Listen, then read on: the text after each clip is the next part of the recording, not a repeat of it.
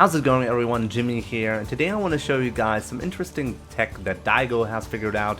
He calls it the Super Hadoken, and yeah, it's quite interesting, and I want to show you guys how to do this and what it means for the future of the game. But yeah, before we get into that, you need to understand some properties of normal Hadoken versus EX Hadoken. So normal Hadoken, when you do that, you shrink your upper body hurtbox. And with EX Hadoken, you shrink your lower body hurtbox. So in case you have no clue what I just said, I prepared a training dummy to give you an example to understand what that means. So this this training dummy is going to do a back hard kick to set up a neutral situation afterwards, and then he's going to do a normal fireball. And I'm going to try to beat it with a medium punch or a crouching light kick. And yeah, you will see what happens. So if I do a medium punch, the fireball wins because upper body hurtbox is shrinked, but if I do a crouching light kick, the crouching light kick will win because only the upper body has improved hurtbox properties.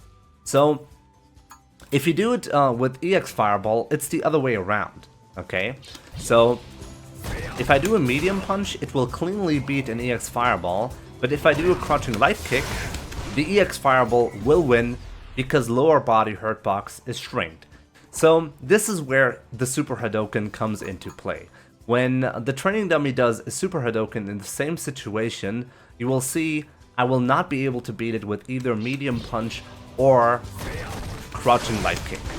So medium punch loses, and the crouching light kick loses as well.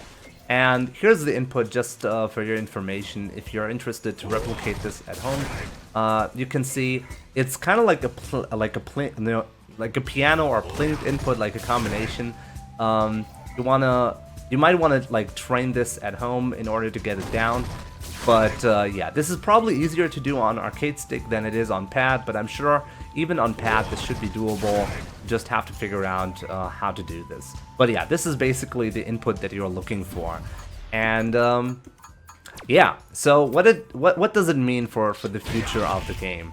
Like Daigo has said that it's gonna change the way people are gonna play the game or something similar. I don't think it's actually that big a deal.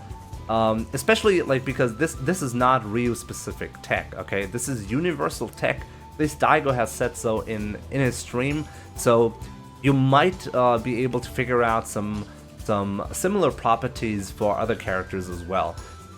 I have not tested this out myself, but I'm sure other videos are gonna pop up at some point about like this exact input sequence and how it affects certain special moves.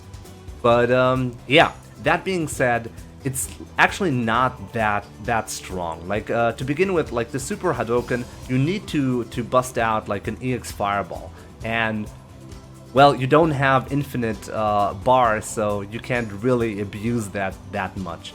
And on top of that, the EX Fireball most of the time is not like you're usually not even in a position to beat the EX Fireball. So EX Fireball itself is very safe anyways, so it's really not gonna change that much. It's kind of useful against characters that usually fish for a crush counters, like in the footsie battle like this, like Rashid or maybe Ken.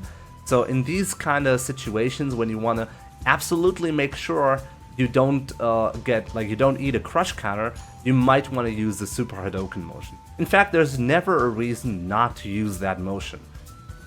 But yeah, it's only going to give you a slight edge. If you're too close to the opponent, you're still going to eat that crush counter even with the Super Hadoken motion, so you should always be careful. And yeah, as I said, it's not really gonna change a whole lot. At least that's my opinion.